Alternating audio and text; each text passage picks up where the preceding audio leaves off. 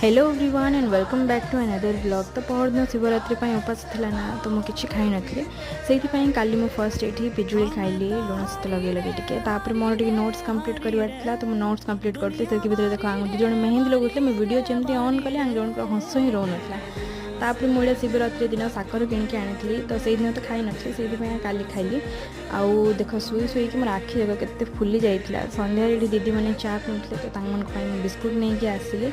आउ दीदी काली बनईला sweetcorn sandwich, sweetcorn cheese sandwich जोड़ा कि बहुत टेस्टी था सतरे। मैंने पहरदिन उपास था तो काली खाइला पर बहुत शांति लगला।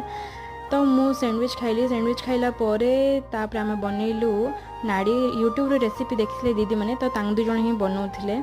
मत से तो एत भी ठीक से जाना नहीं तो मैंने बनइले से बहुत बढ़िया भी होता। तापर ये आम बनइलु निमकी से भी मस्त होता। एत सब जिन बनाई दीदी अधा नब आम घरे खावाई। And thank you for